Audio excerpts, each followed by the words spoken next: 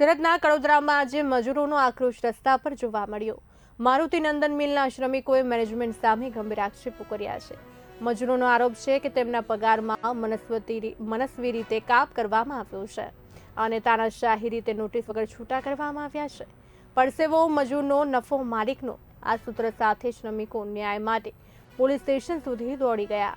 Labour લોના લીરેલીરા થતા મજૂરોમાં ભારે અસંતોષ ફેલાયો છે। પોલીસનો ડર બતાવી શ્રમિકોને હાંકી કાઢવાના આક્ષેપો પણ સામે આવ્યા છે। ગરીબ શ્રમિકોના હકનો પગાર કાપી લેતા મિલ માલિક સામે મજૂરોનો વિરોધ ઉગ્ર બન્યો છે।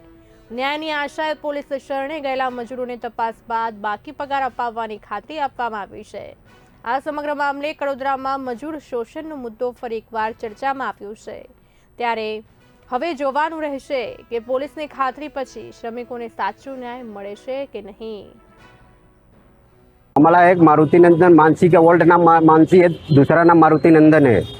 मार्च महीने से मेरे को कॉन्ट्रैक्ट दिया गया कि ये भी बोला गया कि 25 से 30 लाख 35 लाख मीटर डिस्पैच जाएगा महीने का, लेकिन वो मिल में काम धन चलता नहीं है और मिल में हमारा घाटा जाता है महीने का। पहले महीने में 1,95,000 भरा, दूसरे महीने में भी घाटा गया, तीसरे महीने में ये लोग आपस में कॉन्ट्रैक्ट मिल का अपने आपस में दूसरा कंडक्टर बुला लिए और मैं बोला कि वर्कर का पगार भर दो और मेरे को आपके मिल से कुछ नहीं चाहिए, वर्कर का पगार खाली भर दो।